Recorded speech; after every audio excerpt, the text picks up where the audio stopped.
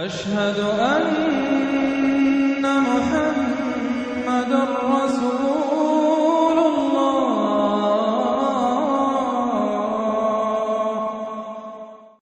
ان میں سب سے پہلی سورۃ العنکبوت.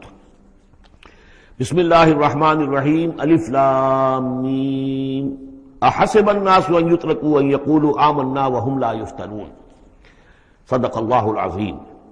یہ صورت مبارکہ اچھی طرح نوٹ کر لیجئے کہ تقریباً تعین کے ساتھ ہم کہہ سکتے ہیں کہ یہ سن 5 نبوی میں نازل ہوئی ہے، اور صورت اس وقت یہ ہو چکی تھی مکے کے اندر کہ مسلمانوں کو ہر طرح سے ستایا جا رہا تھا.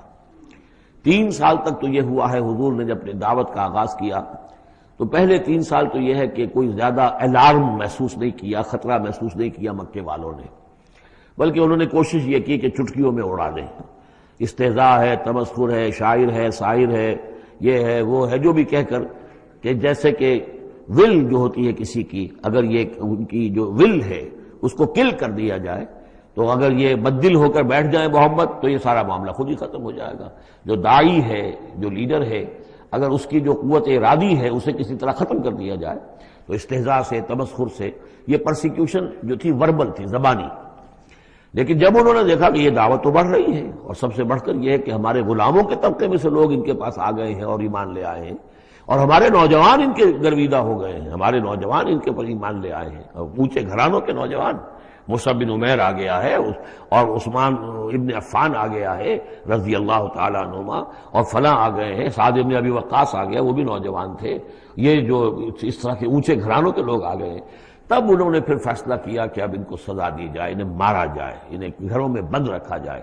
اور خاص طور پر جو غلام تھے بیچارے، جن کے کوئی وہاں حقوق تھے ہی نہیں. غلام تو اپنے آقا کی ملکیت ہوتا تھا، وہ اگر آقا اپنے غلام کو قتل بھی کر دے تو اس پر کوئی جرم نہیں، اس لیے کہ ایسے ہی ہے جیسے کہ آپ کی بکری تھی، جب تک آپ نے چاہا گھر میں اپنے باندھے رکھا، اس کا دودھ پیا، جب آپ نے چاہا اس کو ذبح کیا اور گوشت کھا لیا، تو اس میں آپ کو کون پوچھے گا کہ یہ بکری کیوں ذبح کی تم نے؟ بھائی بکری میری ملکیت تھی. اسی طریقے سے غلام کو تو جو چاہے وہ کر سکتے تھے، جس طرح چاہیں ستائیں، ماریں، ہلاک کر دیں، کوئی ان پر مقدمہ قائم نہیں ہو سکتا ایسا، اس لیے کہ وہ اس کی ملکیت تھے. تو سب سے زیادہ شدید معاملہ جو ہوا ہے وہ غلاموں کے ساتھ ہوا. حضرت بلال رضی اللہ تعالیٰ عنہ، حضرت ابو فقیر رضی اللہ تعالیٰ عنہ. پھر یہ کہ کچھ اور لوگ وہاں پر ایسے تھے جو حلیف کی حیثیت سے رہتے تھے، وہ قرشی نہیں تھے، غلام بھی نہیں تھے لیکن قرشی بھی نہیں تھے. لیکن یہ کہ مکے میں ان کا قیام تھا کسی قرشی کے امان، اس سے امان لے کر، اس کے حلیف کی حیثیت سے.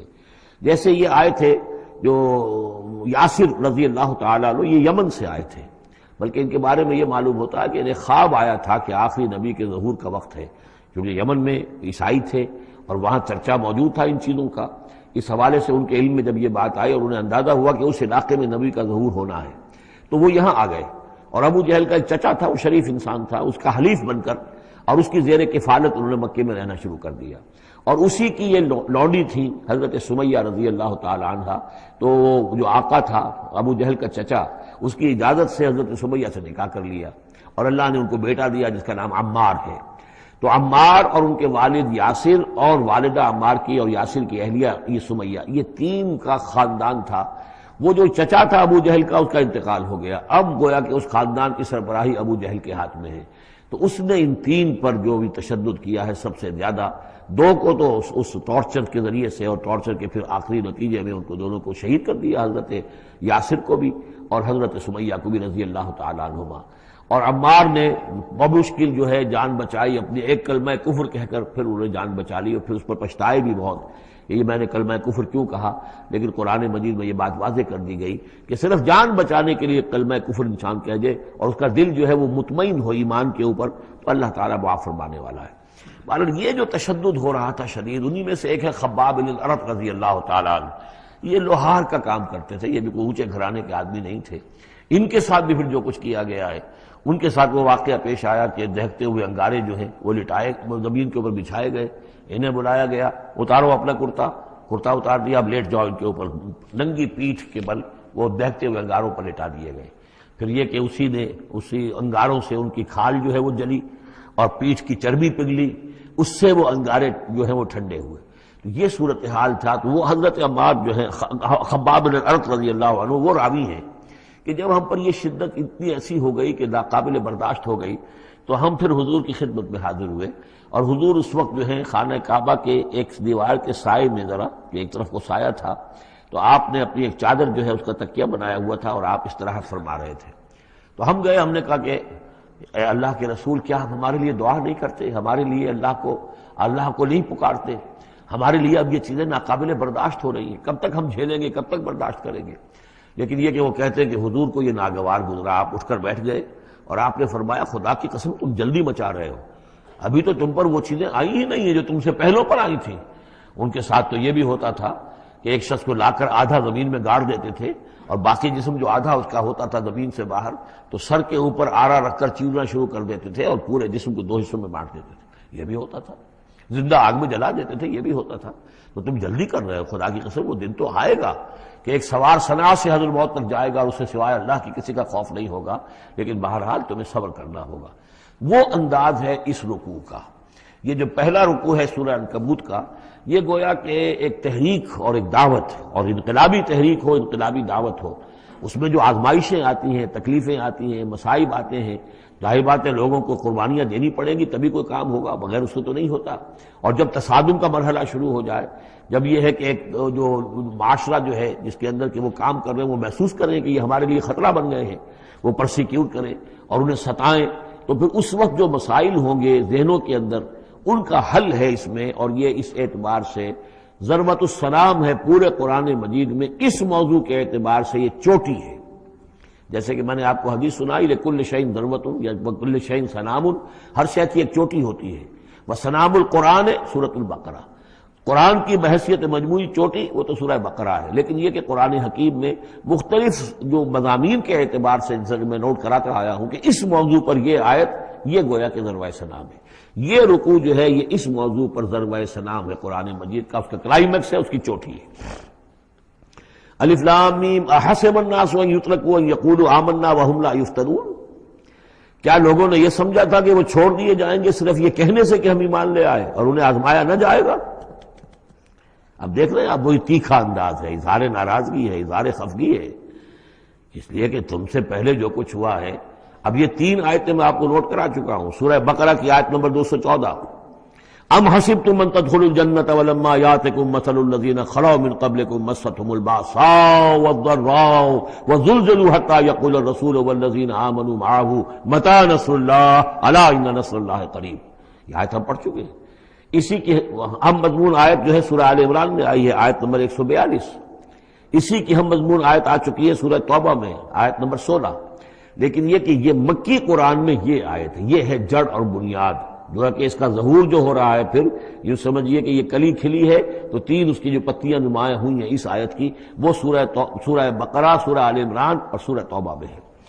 حسب الناس، اور ناس کہا ہے، یہ بھی نہیں کہ اہل ایمان کو یہ غلط فہمی ہو گئی تھی، یہ بھی ایک طرح سے عتاب کا انداز ہے، اللہ تعالیٰ ناراضگی کا اظہار کر رہے ہیں، تم جلدی مچا رہے ہو۔ احسب الناس ان یترکوا ان یقولوا آمنا وهم لا یفتنون، کیا لوگوں نے یہ سمجھا تھا کہ وہ یہ کہنے سے جنت میں داخل ہو جائیں گے، چھوڑ دیے جائیں گے کہ وہ ہم ایمان لے آئے، انہیں آزمایا نہ جائے گا؟ وَلَقَدْ فَتَنَّا الَّذِينَ مِن قَبْلِهِمْ، ہم نے تو جو بھی ان سے پہلے تھے ان کو بھی آزمایا ہے، ہر ایک کو آزمایا، آزمائش کے بغیر ہم نہیں کسی کے ایمان کو تسلیم کرتے۔ فَلَيَعْلَمَنَّ اللَّهُ الَّذِينَ صَدَقُوا وَلَيَعْلَمَنَّ الْكَاذِبِينَ، تو اللہ تعالیٰ تو ظاہر کر کے رہے گا، لفظی ترجمہ تو ہوگا اللہ جان کر رہے گا، لیکن اللہ تعالیٰ کا علم تو قدیم ہے، جو کچھ ان کے دلوں میں اللہ جانتا ہے، لیکن اللہ ظاہر کر دے گا کہ کون کتنے پانی میں ہے، کون منافق ہے، کون ضعیف الایمان ہے، کون قوی الایمان ہے، کون صادق الایمان ہے، کوئی کون جو ہے جھوٹ موٹ کا مومن بنا ہوا ہے، کون وہ دودھ پینے والا مجنو ہے اور کون واقعتاً جانثار مجنو ہے، یہ سب کچھ پتہ چلتا ہے آزمائشوں سے۔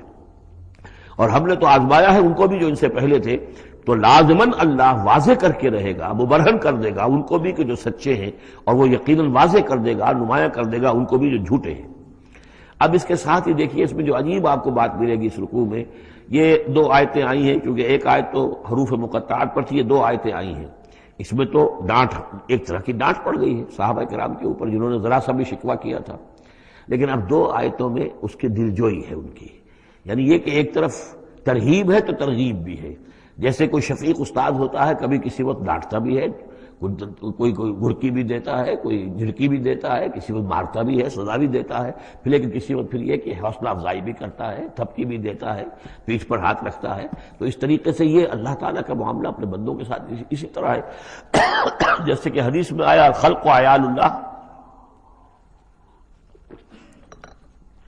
مخلوق جو ہے اللہ تعالیٰ کے لیے اس کے کنبے کی حیثیت رکھتی ہے۔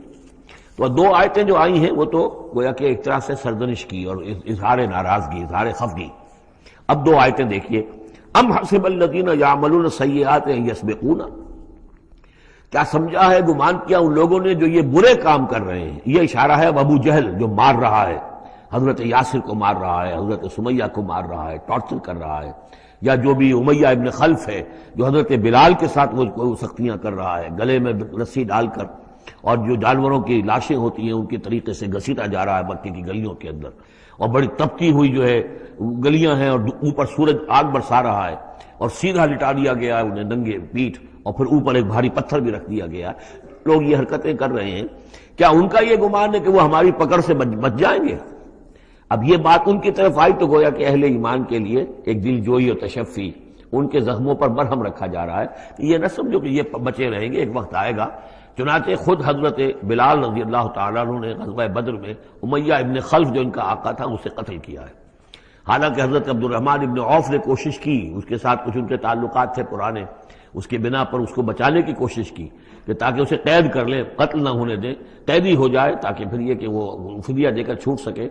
لیکن حضرت بلال کو جو غصہ تھا اس پر، تو پورا غصہ انہوں نے اس وقت اتارا ہے۔ اور یہی بات میں کہا کرتا ہوں کہ جو مکے میں 12 برس کہا گیا کہ ذرا اپنے ہاتھ روکے رکھو، تو نالا ہے بلبل شوریدہ تیرا خام ابھی، اپنے سینے میں اسے اور ذرا تھام ابھی، ایک وقت آئے گا کہ تمہارے ہاتھ کھول دیے جائیں گے۔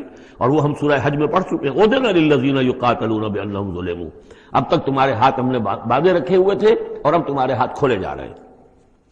اب حسب الذین یعملون السیئات ان یسبقونا ساء ما یحکمون، کیا یہ سمجھتے ہیں ابو جہل اور یہ امیہ ابن خلف اور اسی کے قبیل کے اور لوگ کہ جو یہ حرکتیں کر رہے ہیں ہم نے انہیں چھوٹ دی ہوئی ہے، اس وقت ہمارے ان اہل ایمان بندوں پر جو چاہیں یہ کر لیں، ہمیں کچھ دیر کے لیے ہم نے ان کو آزادی دے رکھی ہے، لیکن بالآخر پکڑیں گے انہیں تو ان بطش ربک لشدید، وہ پکڑ بھی بڑی سخت ہوگی۔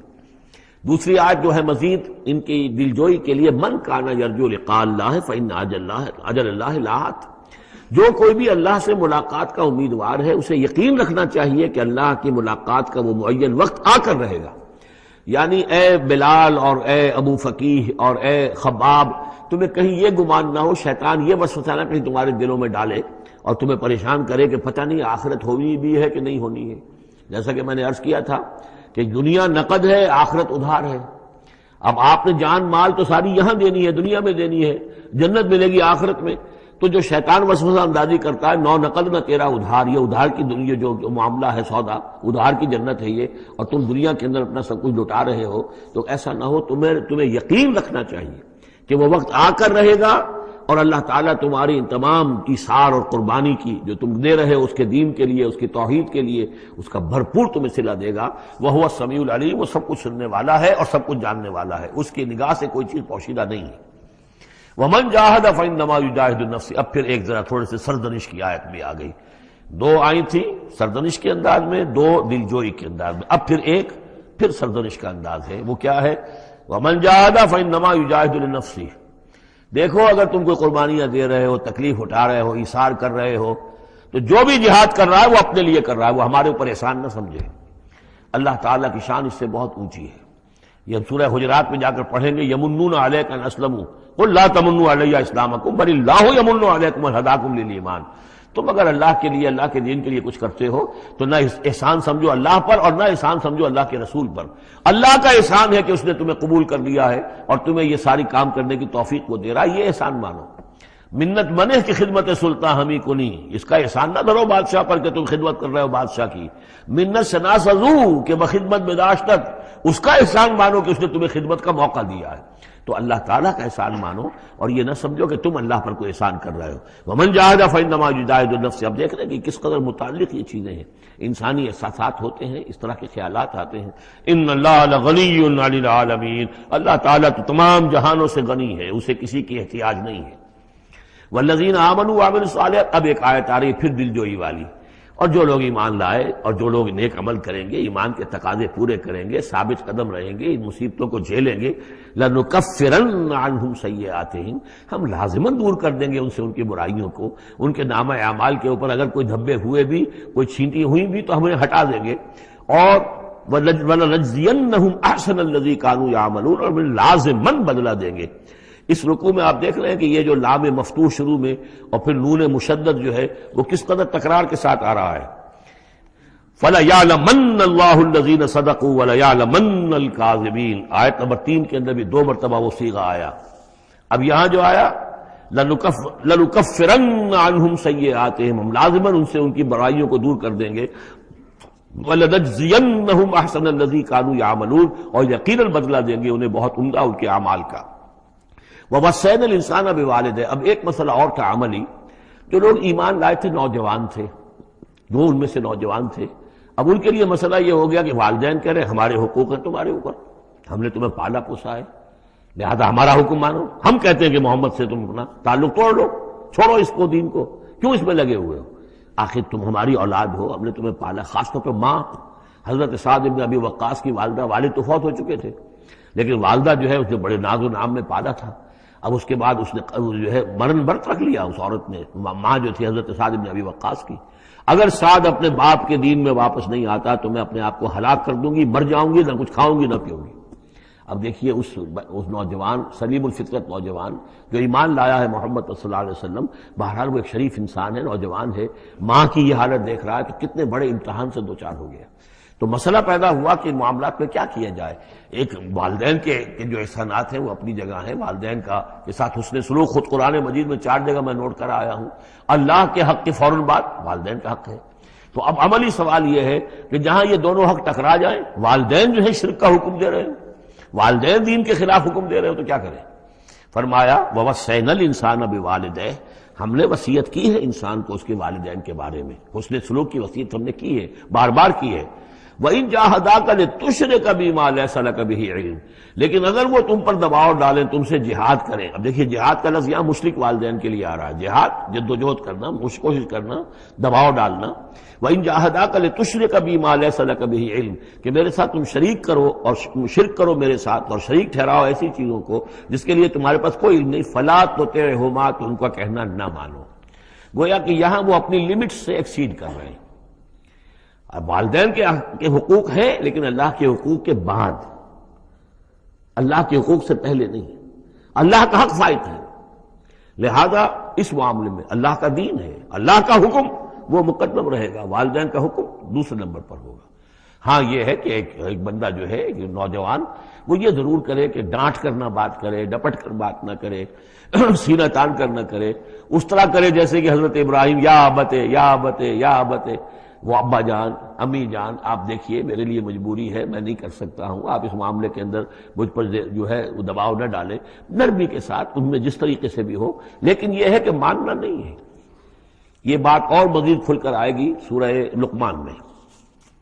وَإِن جَاهَدَاكَ لِتُشْرِكَ بِمَا لَيْسَ لَكَ بِهِ عِلْمٌ فَلَا تُطِعْهُمَا، تو ان دونوں کا کہنا مت مان۔ إِلَيَّ مَرْجِعُكُمْ، میری ہی طرف تمہیں لوٹ کر آنا ہے، فَأُنَبِّئُكُم بِمَا كُنتُمْ تَعْمَلُونَ، اور پھر میں تمہیں بتا دوں گا، جتلا دوں گا جو کچھ کہ تم کرتے رہے تھے۔ اب یہاں بھی ایک مسئلہ پیدا ہوتا ہے کہ یہ لوگ اپنے گھر والوں سے کٹ رہے ہیں، والدین سے کٹ رہے ہیں، بھائی سے جدا ہو رہے ہیں۔ اب یہ عتبہ ابن ربیعہ جو بہت بڑا سردار تھا، ان کے بڑے بیٹے جو ہے حذیفہ ابن عتبہ، وہ ایمان لے آئے، اور چھوٹا بھائی وہ تھا کہ جو میدان میں گیا، میدان میں باپ کے ساتھ غزوہ بدر میں جو پہلے جو 3 جو ہے واصل جہنم ہوئے وہ بھی تھا، ولید بن عتبہ غالباً نام تھا اس کا۔ تو بھائی سے جدا ہو رہا ہے، رشتہ داروں سے اب کٹ گئے ہیں، والدین سے گھر نکال دیے گئے ہیں، تو اب ان میں جو ان کے دل زخمی ہیں، ان زخمی دلوں پہ مرہم کیا رکھا جا رہا ہے؟ وہ یہ ہے کہ تم صرف کٹے ہی نہیں ہو، جڑے بھی تو ہو۔ اب تم محمد سے جڑ گئے ہو، اب تم ابو بکر سے جڑ گئے ہو، اب تم یہ جو اہل ایمان کا طبقہ ہے، اب ایک نئی برادری وجود میں آ رہی ہے، یہ تمہارے اصل بھائی ہیں، یہ تمہارے جو دین کے اندر بھائی ہیں، جو نظریاتی بھائی ہیں، جو ہم مقصد بھائی ہیں، یہ ہے تمہارے اصل اب عزیز۔ تو اللہ تعالیٰ نے اگرچہ تمہیں کٹنے کا بھی حکم دے دیا ہے، لیکن یہ کہ اس نے تمہارے لیے ایک رفاقت فراہم کی ہے۔ والذین آمنوا وعملوا الصالحات لندخلنہم فی الصالحین، اور یقیناً وہ لوگ جو ایمان لائے اور نیک عمل کرے انہیں داخل کریں گے صالحین میں۔ اور یہ داخلہ دنیا میں بھی ہو گیا. محمد رسول اللہ نے انہیں چھاتی سے لگایا، سینے سے لگایا، اور جیسا کہ 2 دفعہ ہم پڑھ چکے ہیں، حضور کو اللہ تعالیٰ حکم دے رہا ہے کہ آپ ان کے سامنے ذرا اپنے کندھے تواضع، آپ اے محمد آپ تواضع اختیار کیجئے ان کے سامنے، اپنے کندھے جھکائیے. وَاخْفِضْ جَنَاحَكَ لِلْمُؤْمِنِينَ اور وَاخْفِضْ جناحک لمن اتبعک من المؤمنین 2 دفعہ آ چکا، سورہ ہجر میں آ چکا، سورہ طہ میں آ چکا. تو گویا کہ یہ اللہ تعالیٰ نے اپنا احسان بتایا. اور پھر آخرت میں اولئک مع الذین انعم اللہ علیہم من النبیین والصدیقین والشہداء والصالحین، ان کی رفاقت حاصل ہوگی. اب ایک اور بڑا مسئلہ آ رہا ہے، ومن الناس من یقول آمنا باللہ، لوگوں میں سے کچھ ایسے بھی ہیں جو کہتے ہیں ہم ایمان لے آئے اللہ پر، اور لاتے بھی ہیں خلوص کے ساتھ، اخلاص کے ساتھ، کوئی جھوٹ نہیں، کوئی فریب نہیں. ظاہر بات ہے کہ مکے میں کوئی فریب کے لیے کوئی ایمان لانے والا نہیں تھا، وہ تو حالات ایسے پیدا ہوئے مدینے میں آ کر کہ جہاں ایمان کا اعلان فریب کے تحت بھی ہونے لگا. لیکن یہ کہ مکے میں تو ظاہر بات ہے جو ایمان لایا اس کو مار پڑنی شروع ہو گئی، تو اس میں خامخواہ کہے کے لیے کوئی شخص جو ہے وہ جھوٹ موٹ کا ایمان کائے کو لائے گا. لیکن یہ ضرور ہوتا ہے کہ کچھ لوگ کم ہمت ہوتے ہیں، جیسا کہ میں بارہا آپ سے عرض کر چکا ہوں. کچھ لوگ باہمت ہوتے ہیں، کچھ کم ہمت ہوتے ہیں. باہمت وہ ہے کہ جو ایمان لائے اب ہر چے بعد آباد، ہر جو ہو سو ہو، ماں کشتی درا بنداختے، جان جاتی ہے جائے کوئی بات نہیں، جو ہو سو ہو. کچھ لوگ ہوتے ہیں جن میں اتنی ہمت نہیں ہوتی، گھبرا اٹھتے ہیں. اب ان کو بتایا جا رہا ہے کہ دیکھو اگر تم نے استقامت کا ثبوت اپنا دیا تو اس میں اس کا نتیجہ کیا نکلے گا، تمہارا کیا انجام ہوگا. اب وہ ذرا ہے کہ اس میں ان کے لیے پھر تحدید ہے. ومن الناس، لوگوں میں سے کچھ ایسے بھی ہیں جو کہتے ہیں من یقول آمنا باللہ، ہم اللہ پر ایمان لائے. فَإِذَا أُوذِيَ فِي اللَّهِ، جب اللہ کی راہ میں اللہ کی توحید کو ماننے کی وجہ سے ان کو ایذا پہنچائی جاتی ہے، پرسیکیوٹ کیا جاتا ہے، انہیں ٹارچر کیا جاتا ہے، جعل فتنة الناس كعذاب اللہ، تو وہ لوگوں کی طرف سے ڈالی ہوئی فتنے کو، آزمائش کو، یہ ایسے اس سے گھبرا اٹھتے ہیں جیسے اللہ کے عذاب سے گھبرانا چاہیے. کم ہمتی ہے. وَلَئِن جَاءَ نَصْرٌ مِّن رَّبِّكَ، اور اے نبی اگر آپ کے رب کی طرف سے مدد آ جائے، صورتحال تبدیل ہو جائے، فتح آپ کو مل جائے، حالات اچھے ہو جائیں، لَيَقُولُنَّ إِنَّا كُنَّا مَعَكُمْ، اس وقت پھر یہ کہیں گے کہ ہم بھی تو آپ کے ساتھ ہی تھے. یہ کردار پہلے بھی آ چکا ہے، سورہ بقرہ میں آ چکا، سورہ حج میں آ چکا. وَمِنَ النَّاسِ مَن يَعْبُدُ اللَّهَ عَلَىٰ حَرْفٍ فَإِنْ أَصَابَهُ خَيْرٌ اطْمَأَنَّ بِهِ وَإِنْ أَصَابَتْهُ فِتْنَةٌ انقلب عَلَىٰ وَجْهِهِ خَسِرَ الدُّنْيَا وَالْآخِرَةَ. وہی کردار پھر یہاں پر آ گیا ہے. کوئی کہا کہ ہم ایمان لے آئے، لیکن جب تکلیف آئی، کوئی مصیبت آئی تو ایسے گھبرا گئے جیسے کہ اللہ کے عذاب سے گھبرانا چاہیے. لیکن یہ کہ اس کے بعد اگر نصرت آ جائے تو یہ آپ موجود ہوں گے کہ ہم بھی ساتھی تھے آپ کے. اَوَلَيْسَ اللَّهُ بِعَالَمَ بِمَا فِي صُدُورِ الْعَالَمِينَ، تو کیا اللہ بخوبی واقف نہیں ہے اس سے کہ جو لوگوں کے جو تمام جہان والوں کے دلوں کے اندر ہے اور جو ان کے سینوں کے اندر مضمر ہے. وَلَيَعْلَمَنَّ اللَّهُ الَّذِينَ آمَنُوا وَلَيَعْلَمَنَّ الْمُنَافِقِينَ، اور یقیناً اللہ ظاہر کر کے رہے گا سچے اہل ایمان کو اور ظاہر کر کے رہے گا منافقین کو. گویا کہ یہ شکل جو ہے یوں سمجھیے یہ وہ روگ ہے کہ یہ اگر بڑھ گیا، تم نے ابھی نپ دی ایول ان دی بڈ، ابھی فوری طور پر اس کی اصلاح کر لو، فوری طور پر علاج کر لو. ابھی ٹی بی کا تمہیں انفیکشن ہوئی ہے، فرسٹ سٹیج میں ہے، علاج کر لو. لیکن اگر کہیں تم نے اس وقت پرواہ نہ کی اس کی اور یہ مرض بڑھ گیا تو یہ منافقت تک لے جائے گا تمہیں. اللہ تعالیٰ پھر کھول دے گا کہ یہ منافقت ہے. تو یہ ہے اصل میں پورے مکی قرآن میں یہ ایک جگہ ہے جہاں لفظ منافقین آیا ہے. باقی کردار آیا ہے سورہ حج کے اندر بھی، لیکن وہاں لفظ منافق نہیں ہے. وَمِنَ النَّاسِ مَن يَعْبُدُ اللَّهَ عَلَىٰ حَرْفٍ فَإِنْ أَصَابَهُ خَيْرٌ اطْمَأَنَّ بِهِ وَإِنْ أَصَابَتْهُ فِتْنَةٌ انقلب عَلَىٰ وَجْهِهِ خَسِرَ الدُّنْيَا وَالْآخِرَةَ. لیکن یہاں کھول دیا گیا یہ کردار کس کا ہے، یہ تو پھر منافقت سے. وَلَيَعْلَمَنَّ اللَّهُ الَّذِينَ آمَنُوا وَلَيَعْلَمَنَّ الْمُنَافِقِينَ. اب ایک اور تیسرا پرابلم ہے، یہ 3 پرابلم یہاں پر ٹیکل کیے گئے ہیں. وہ نوجوان جن کے والدین ان کے اوپر دباؤ ڈال رہے تھے، یا وہ کم ہمت لوگ جو ان ایذاؤں سے گھبرا رہے تھے، اور تیسرا یہ ہے کہ کچھ بزرگ لوگ بڑے مخلصانہ انداز میں آ کر کہتے ہیں نوجوانوں سے، کہاں اپنے برباد کر رہے ہو، کیریئر برباد کر رہے ہو، اچھے بھلے تعلیم حاصل کر رہے تھے، تم جا رہے تم کس کام میں پڑ گئے ہو، اب تمہاری تعلیم اس درجے کی نہیں رہی ہے، تمہارا کاروبار اچھا جا رہا تھا، کیریئر تھا، تمہارا پروفیشن بہت چمک رہا تھا، اور تم اس کام میں پڑ گئے ہو. دیکھو یہ تو ایک شخص نے تمہیں ورگلا دیا. دیکھو ہمارے راستے پر چلو، راستہ صحیح یہی ہے. ہم آخر بوڑھے لوگ ہیں، ہمارا تجربہ ہے، ہم نے اپنے بال دھوپ میں سفید نہیں کیے ہیں. ہم تمہیں اپنے تجربے کی وجہ سے کہہ رہے ہیں کہ ہمارے راستے ہی پر چلتے رہو اور کوئی اس کے اندر نقصان نہیں ہوگا، کوئی اللہ کے یہاں پکڑ نہیں ہوگی. اور اچھا اگر اللہ کے یہاں پکڑ ہوئی تو تمہاری طرف سے ہم جواب دہ ہیں، تمہارے گناہوں کا بوجھ ہم اٹھا لیں گے. اب یہ گویا کہ نہایت ناصحانہ انداز، مخلصانہ انداز، بزرگانہ انداز، اس میں یہ بات کہی جاتی تھی. اب اس میں کیا کریں؟ اس کا جواب دیا گیا. وقال الذین کفروا للذین آمنوا اتبعوا سبیلنا، اور کہتے ہیں یہ کافر ان سے کہ جو ایمان لے آئے، ہمارے ہی راستے کی پیروی کرو، چلے آؤ انہی راستوں پر. ولنحمل خطایاکم، ہم اٹھا لیں گے تمہاری خطاؤں کو، یعنی تمہاری خطاؤں کا بوجھ، تمہارے گناہوں کی سزا ہم بھگت لیں گے. وما ہم بحاملین من خطایاہم من شیء، اور نہیں ہے وہ ان کی خطاؤں میں سے اٹھانے والے کچھ بھی. انہم لکاذبون، وہ جھوٹ بول رہے ہیں. ولا يحملن اثقالهم واثقالا مع اثقالهم، البتہ وہ اٹھائیں گے لازماً. پھر دیکھیے وہ ليعلمن الله الذين آمنوا ولا يعلمن المنافقین، اور یہاں پھر وہ لفظ آیا ولا يحملن اثقالهم، وہ لازماً اٹھائیں گے اپنے بوجھ بھی، اور جو گمراہ کرنے کی کوشش کر رہے ہیں اس کی وجہ سے اپنے بوجھوں میں اضافہ کر رہے ہیں، وہ مزید بوجھ ہوں گے. لیکن اے نوجوانوں، اگر تم نے ان کی بات مان لی تو تمہارے بوجھ جو ہے وہ نہیں رہ سکیں گے، وہ تمہیں کو اٹھانے پڑیں گے. ولا يسألن يوم القيامة عما كانوا يفترون، اور ان سے لازم باس پرس ہوگی قیامت کے دن جو افطرا وہ کرتے رہے تھے، جو جھوٹ انہیں گھڑا تھا کہ ہم تمہارے بوجھ اٹھا لیں گے، جبکہ لا تزر وازرۃ وزر اخری، قیامت میں کوئی نہیں ہے جان جو کسی دوسرے کا بوجھ اٹھا لے. یہ 13 آیات، بلکہ یہ کہ اگر حروف مقطعات نکال دے تو 12 آیات، یہ میں سمجھتا ہوں کہ کسی بھی انقلابی اسلامی تحریک کے کارکن کے لیے یہ حرز جان بننے والی آیات ہیں، کہ یہ معلوم ہے کہ اس کے ذہن میں، اس کے شعور میں پیوست ہو جائیں، جیسے کہ پتھر پر کھود دیا جائے اس طرح نقش ہو جائیں. بارک اللہ لی ولکم فی القرآن العظیم ونفعنی وإیاکم بالآیات والذکر الحکیم.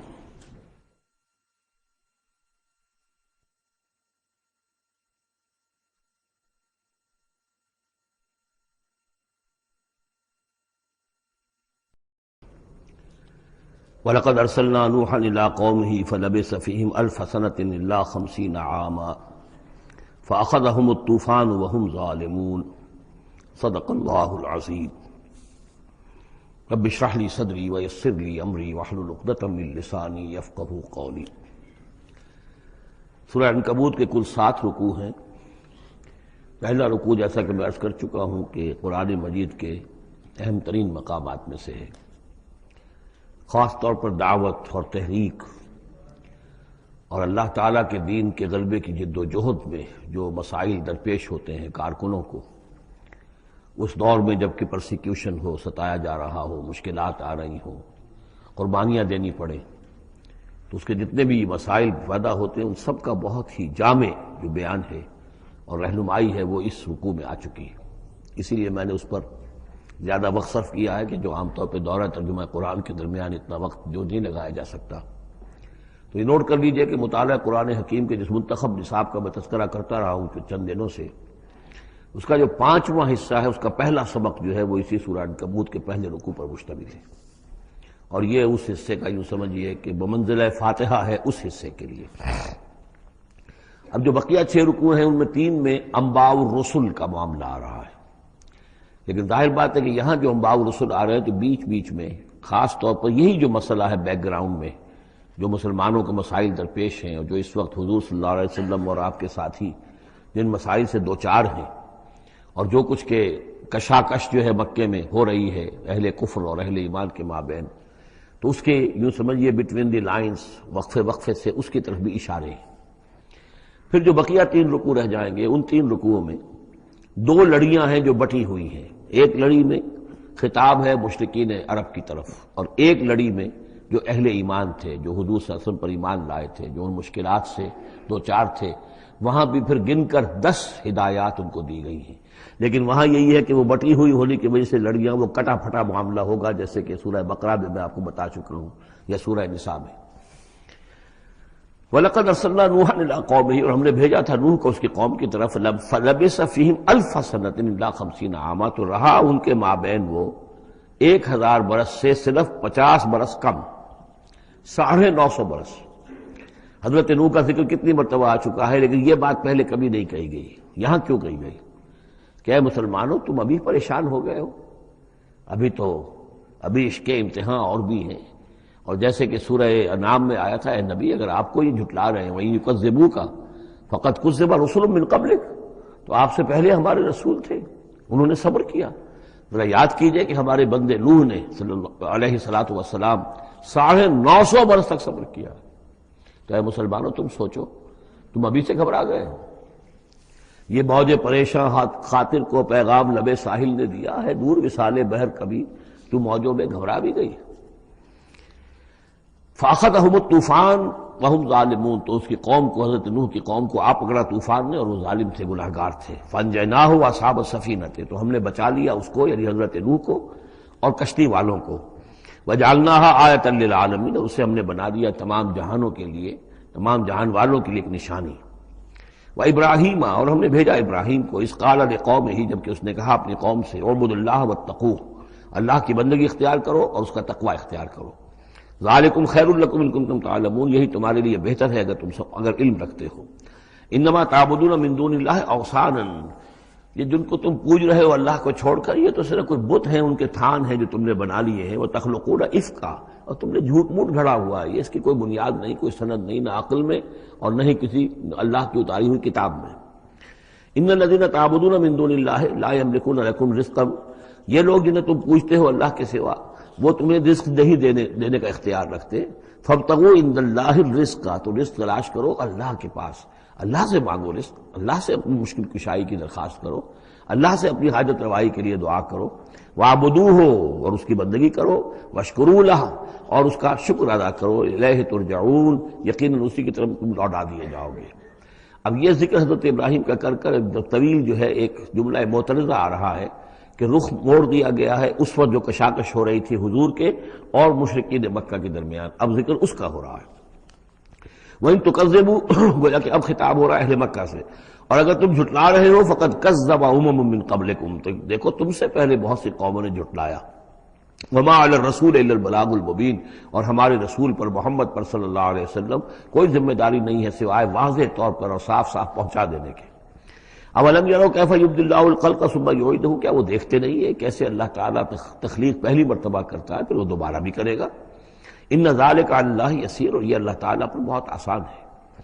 قل سیروا فی الارض فانظروا، اور تو ان سے کہیے کہ ذرا گھومو پھرو زمین میں اور دیکھو کیف بدأ الخلق، کیسے اللہ تعالیٰ پہلے تخلیق کیا ہے اس نے خلق کو۔ ثم اللہ ينشئ النشأة الآخرہ، پھر اللہ اٹھائے گا یا اٹھاتا ہے۔ دنیا میں بھی ہو رہا ہے کہ کھیتی جو ہے وہ ختم ہو گئی، پھر اگلی پھر ایک فصل آ گئی، پھر فصل آ گئی، یہ تو ایک سائیکل چل رہا ہے، اور پھر یہ کہ اللہ تعالیٰ دوسری مرتبہ تمہیں اسی طرح اٹھا دے گا۔ نشأۃ آخرہ جو ہے آخرت کی جو تمہیں اٹھانا ہے وہ اللہ کے اختیار میں ہے۔ ان اللہ علی کل شیء قدیر، یقیناً اللہ ہر شے پر قادر ہے۔ یعذب من یشاء ویرحم من یشاء، وہ جس کو چاہتا ہے عذاب دیتا ہے دے گا، اور جس کو چاہے گا رحم فرمائے گا۔ وإلیہ تقلبون، اور اسی کی طرف تم لوٹا دیے جاؤ گے۔ وما انتم بمعجزین فی الارض، اور تم اسے شکست نہیں دے سکتے زمین میں، ولا فی السماء، نہ آسمان میں، نہ زمین میں کہیں بھاگ کر نہ آسمان میں کہیں بھاگ کر اللہ کو عاجز کر سکتے ہو۔ وما لکم من دون اللہ من ولی ولا نصیر، اور نہیں ہے کوئی تمہارا اللہ کے سوا نہ حمایت، یعنی اللہ کے ورے یا اللہ کے مقابلے میں۔ یہ دون کا لفظ بہت سے معنی دیتا ہے عربی زبان میں، دیکھنا ہوتا ہے کس کانٹیکسٹ میں کیا معنی ہے۔ اس کانٹیکسٹ میں اللہ کے مقابلے میں تمہارا کوئی نہ ولی ہوگا نہ نصیر ہوگا، نہ کوئی حمایتی نہ مددگار۔ والذین کفروا بآیات اللہ ولقائہ، اور جن لوگوں نے کفر کیا اللہ کی آیات کا اور اس سے ملاقات کا انکار کیا، اولئک یئسوا من رحمتی، یہ وہ لوگ ہیں جو میری رحمت سے مایوس ہو چکے ہیں۔ واولئک لہم عذاب علیم، اور ان کے لیے دردناک عذاب ہے۔ یہاں یہ جملہ معترضہ ختم ہوا اور اب پھر حضرت ابراہیم کا تذکرہ آ رہا ہے۔ فما کان جواب قومہ، تو نہیں تھا کوئی جواب حضرت ابراہیم کی قوم کا، الا ان قالوا، سوائے اس کے کہ انہوں نے کہا اقتلوہ او حرقوہ، اس ابراہیم کو قتل کر دو یا اسے جلا دو۔ فانجاہ اللہ من النار، تو اللہ تعالیٰ نے انہیں نجات دی آگ سے۔ ان فی ذلک لآیات لقوم یؤمنون، اور یقیناً اس میں نشانیاں ہیں ان لوگوں کے لیے جو ایمان رکھتے ہیں۔ وقال انما اتخذتم من دون اللہ اوثانا مودۃ بینکم فی الحیاۃ الدنیا، اب یہ ہے جو بہت اہم جو بات ہے جو کہی ہے انہوں نے، اور انہوں نے کہا حضرت ابراہیم علیہ السلام نے کہ دیکھو تم نے جو یہ اللہ کے سوا بت بنا رکھے ہیں، انہیں پوجتے ہو، یہ بھی تم بھی جانتے ہو کہ ان کے پاس کچھ نہیں ہے، تم بھی جانتے ہو کہ ان کو کوئی اختیار حاصل نہیں ہے، تم بھی اور واقع ہو چکے میرے متنبع کرنے کے نتیجے میں تم آگاہ ہو چکے ہو کہ یہ تمہاری حماقت ہے، لیکن تم کیوں چمٹے ہوئے ہو؟ مودۃ بینکم فی الحیات الدنیا، دنیا کی زندگی میں تمہاری باہمی محبتیں جو ہے وہ چمٹا رہی ہیں۔ اب کیا کریں، ہماری قوم ہے، ہماری برادری ہے، ہمارا خاندان ہے، وہ سب یہی کر رہا ہے، میں اگر چھوڑ دوں گا تو میں آؤٹ کاسٹ ہو جاؤں گا، میں تو نکل جاؤں گا پھر برادری سے، اکیلا آدمی کیسا رہے۔ یہ چیزیں ہیں کہ جو انسان کو پھر جمع کر رکھتی ہیں۔ جیسے عصبیت کا ذکر آیا تھا پچھلی صورت میں کہ اب عصبیت نہیں ہونی چاہیے، اسی طریقے سے یہ عصبیت ہی نہیں بلکہ یہ کہ جتنے بھی رشتہ داریاں ہیں، دوستیاں ہیں، کاروبار ہیں، یہ معاملہ جو ہے کہ حق تم پر منکشف ہو چکا ہے، تم جان چکے ہو کہ یہ صرف کوئی شے نہیں ہے یہ تم کر رہے تھے، تمہارے آباء و اجداد نے جو رسمیں ڈالی ہوئی ہیں، اور تمہیں میں نے متنبع کر دیا ہے، تم نے اپنے جیوں میں جھانک کر دیکھ لیا ہے، اپنے گریبان میں جھانک کر دیکھ لیا ہے، اور تم پر یہ بات منکشف ہو چکی ہے کہ جو میں کہہ رہا ہوں وہ ٹھیک ہے، پھر بھی تم جو چمٹے ہوئے ہو اپنے اس نظام کے ساتھ، تو اس کا سبب صرف ایک ہے، وَقَالَ إِنَّمَا اتَّخَذْتُم مِّن دُونِ اللَّهِ أَوْثَانًا مَوَدَّةَ بَيْنِكُمْ فِي الْحَيَاةِ الدُّنْيَا، تمہاری باہمی محبتیں جو ہیں دنیا کی زندگی میں وہ تمہیں چمٹائے رہتی ہیں۔ یہی معاملہ ہے اس دنیا میں جب کوئی تحریک اٹھتی ہے اللہ کے دین کے کام کرنے کے لیے، اور بہت مخلص لوگ اس میں شامل ہوتے ہیں، محنت کرتے ہیں، کوشش کرتے ہیں۔ فرض کیجئے کسی شخص سے کوئی غلطی ہو گئی، کوئی غلط رخ مڑ گئی تحریک، اب وہ تحریک جو ہے وہ کافی عرصے کے بعد اس کے اثرات ظاہر ہوئے، اس کے نتائج جو ہے لوگوں کے سامنے آ رہے ہیں، محسوس بھی ہو جاتا ہے کہ یہ واقعتاً ہم کسی غلط راستے پر آ گئے ہیں، لیکن یہ کہ پھر وہ ایک عصبیت جماعتی ایسی پیدا ہو جاتی ہے کہ سب کچھ ماننے کے باوجود پھر اس جماعت کو چھوڑنے کو تیار نہیں ہوتے۔ ہماری دوستیاں ہیں، ہماری رشتہ داریاں ہیں، ہمارے کاروباری تعلقات ہیں، یا یہ کہ کچھ لوگوں کے تو اپنے مفادات بھی اس میں شامل ہو جاتے ہیں، اس لیے کہ کچھ عرصے کے بعد ہر جماعت جو ہے وہ ایک فرقہ بن جاتی ہے۔ جیسے کہ آپ کو معلوم ہے کہ اللہ تعالیٰ نے اس امت کے لیے جو ہے وہ 3 چیزوں کا بندوبست کیا ہے ختم نبوت کے خلا کو پر کرنے کے لیے۔ نبوت ختم ہو گئی محمد الرسول اللہ پر، تو جو خلا پیدا ہوا وہ 3 چیزوں سے پر ہوا۔ نمبر 1، قرآن کی حفاظت کا ذمہ اللہ نے لے لیا، جب نہ تورات کا لیا تھا نہ انجیل کا لیا تھا۔ نمبر 2، ہر صدی میں مجددین کے اٹھانے کا اہتمام کر لیا، ایسے لوگ اٹھاتے رہے، نبی تو نہیں ہوں گے، وہی نہیں آئے گی، لیکن وہ دین کو تازہ کریں گے، دین کی حقیقی تعلیمات جو لوگ بھول چکے ہوں گے دوبارہ یاد دلائیں گے، دین کی اصل حقائق کی طرف متوجہ کریں گے۔ اور تیسرا یہ کہ ایک جماعت ضرور قائم رہے گی حق پر، لا تزال فی امتی طائفۃ قائمین علی الحق۔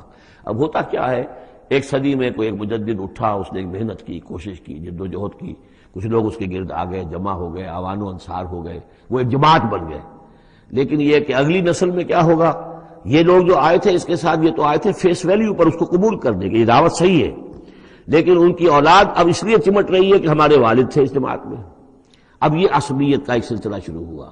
تیسری نسل میں آ کر پھر یہ ہو جاتا ہے اتنے عرصے میں اس جماعت کا ایک حلقہ بن گیا، اس کے آپس کے دوستیاں ہیں، تعلقات ہیں، لین دین بھی ہے، رشتہ داریاں بھی ہو گئی ہیں، لہذا وہ ایک فرقے کی شکل اختیار کر لیتے ہیں۔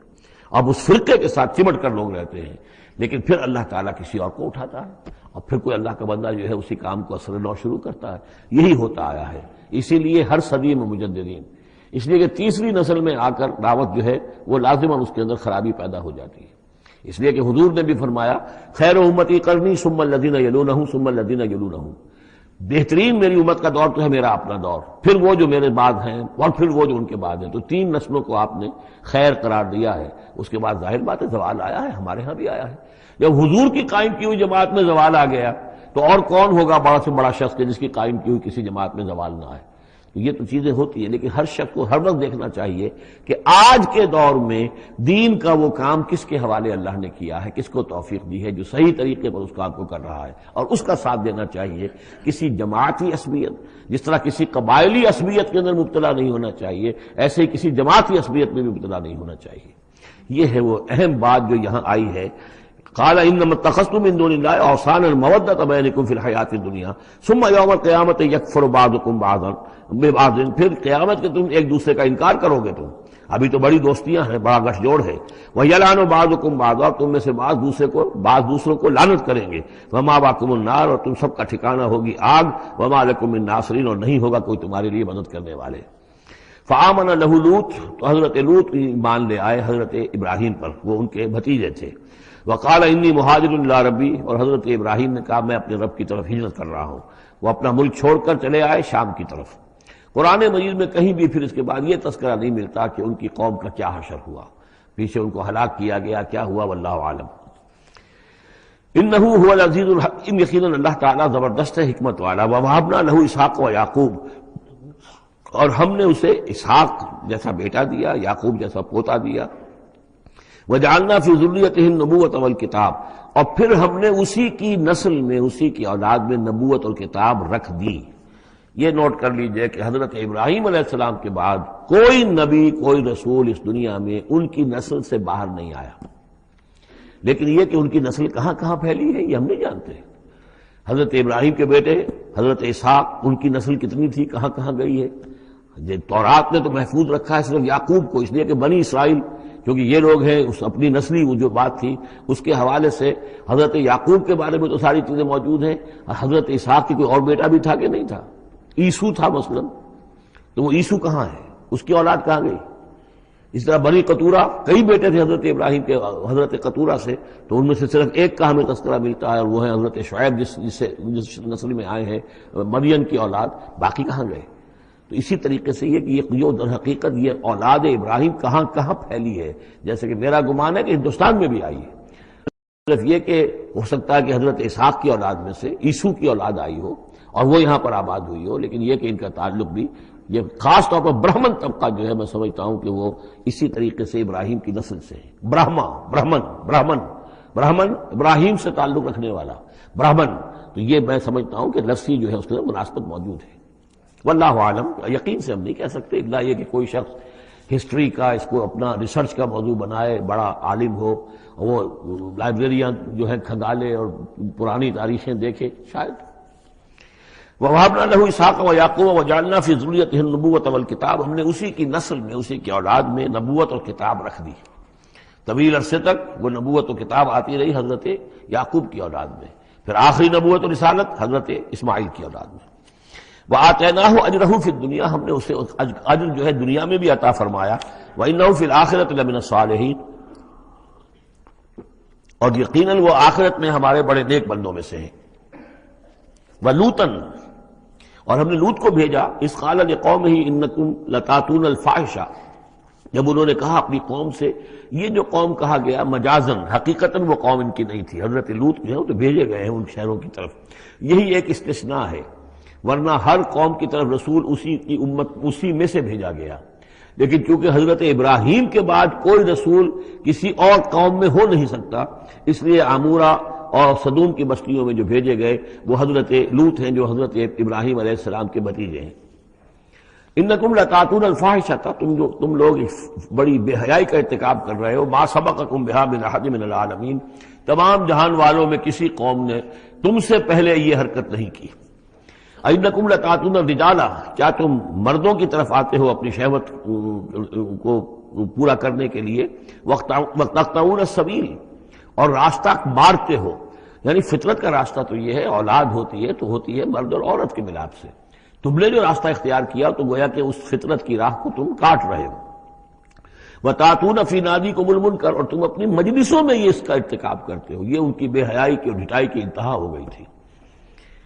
فما کان جواب قوم ہی، تو نہیں تھا جواب اس کی قوم کا کوئی، الا ان قالوا، سوائے اس کے کہ انہوں نے کہا، ائتنا بعذاب اللہ ان کنت من الصادقین، اے لوط اگر سچے ہو تو اللہ کا عذاب لے آؤ۔ قال رب انصرنی علی القوم المفسدین، تو انہوں نے حضرت لوط نے دعا کی، پروردگار میری مدد فرما ان مفسدوں کے خلاف۔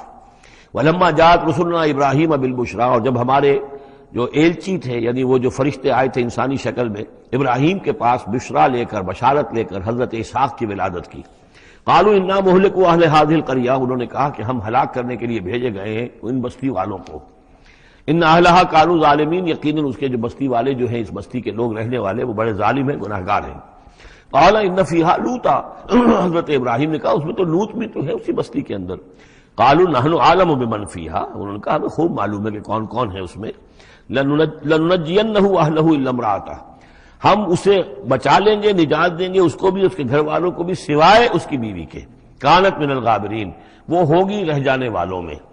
ولما ان جاءت رسلنا لوطا، اور جب وہ ہمارے ایلچی جو ہے وہ پہنچے حضرت لوط کے پاس، سیء بہم، ان کو دیکھ کر وہ پریشان ہوئے، وضاق بہم ذرعا، اور ان کا دل جو بہت تنگ ہوا، خوبصورت لڑکوں کی شکل میں آئے تھے۔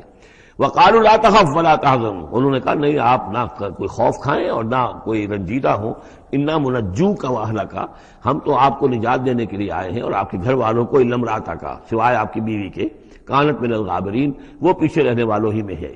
انا منزلون علی اہل هذه القرية رجزا من السماء، ہم نازل کرنے والے ہیں اس بستی کے رہنے والوں پر ایک آفت، ایک عذاب آسمان سے، بما كانوا يفسقون، پر سبب اس فسق کے اور فجور کے اور گندگی کے جو وہ کر رہے تھے۔ وَلَقَدْ تَرَكْنَا مِنْهَا آیَةً بَيِّنَةً، اور ہم نے چھوڑ دیا اس میں سے، اس بستی میں سے کوئی نشانی جو ہے وہ اس وقت تک موجود ہوگی جبکہ قرآن نازل ہوا ہے، اسی لیے کہ قرآن کہتا ہے بار بار تم گزرتے ہو ان بستیوں کے کھنڈرات کے اوپر سے، بَيِّنَةً لِقَوْمٍ يَعْقِلُونَ، ان لوگوں کے لیے کہ جو عقل سے کام لے۔ وَإِلَىٰ مَدْيَنَ أَخَاهُمْ شُعَيْبًا، اور مدین کی طرف ہم نے بھیجا ان کے بھائی شعیب کو، فقال یا قوم اعبدوا اللہ، اور انہوں نے کہا کہ اے میری قوم کے لوگوں اللہ کی بندگی کرو، وارجوا الیوم الآخرہ، اور دیکھو آخرت کے دن کی، قیامت کے دن کی انتظار میں رہو، امید میں رہو، وہ قیامت کا دن آ کر رہے گا۔ ولا تعثوا فی الارض مفسدین، اور زمین میں فساد مچاتے مت پھرو۔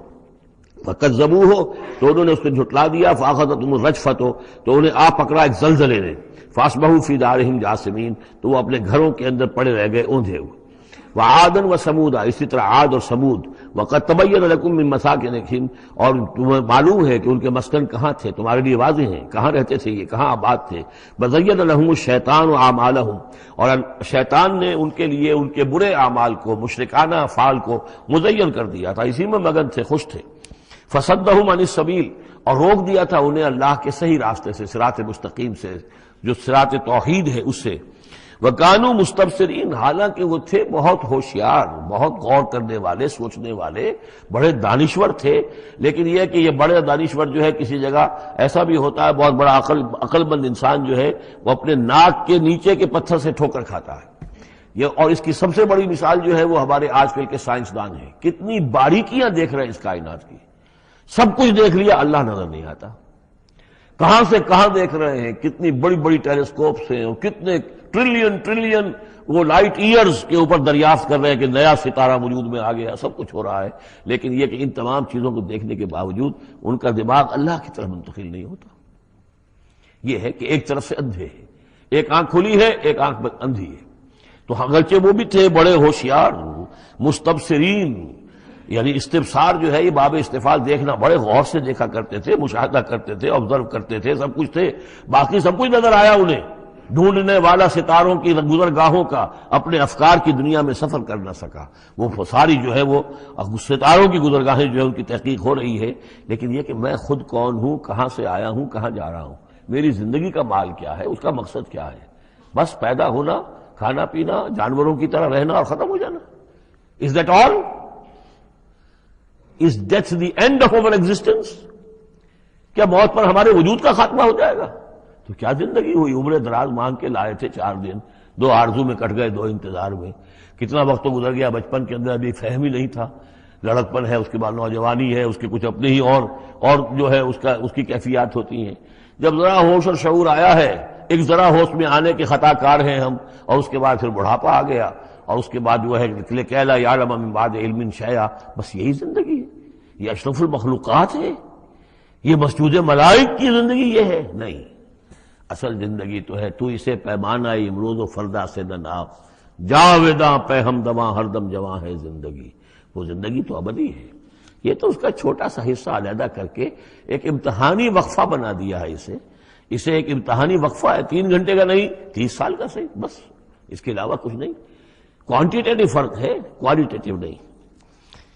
وقارون وفرعون وحامان، اور ہلاک کیا ہم نے قارون کو بھی اور فرعون کو بھی اور حامان کو بھی۔ وَلَقَدْ جَاءَهُم مُوسَىٰ بِالْبَيِّنَاتِ، ان کے پاس موسیٰ آئے تھے واضح تعلیمات لے کر۔ فَاسْتَكْبَرُوا فِي الْأَرْضِ، انہوں نے زمین میں تکبر کیا۔ وَمَا كَانُوا سَابِقِينَ، لیکن یہ کہ وہ ہماری پکڑ سے بچ کر نکل جانے والے نہیں تھے، ہم سے آگے نہیں نکل سکتے تھے۔ فَكُلًّا أَخَذْنَا بِذَنبِهِ، ہم نے سب کو پکڑا ان کے گناہوں کی پاداش میں۔ فَمِنْهُمْ مَنْ أَرْسَلْنَا عَلَيْهِمْ حَاصِبًا، تو ان میں وہ بھی تھے کہ جن پر ہم نے ایسی زوردار ہوا بھیجی جس میں پتھراؤ تھا، وہ ہوا جو ہے ان پر پتھراؤ کر رہی تھی۔ تو یہ قوم لوط پر بھی ہوا ہے، اور بعض حضرات کے نزدیک قوم عاد پر بھی۔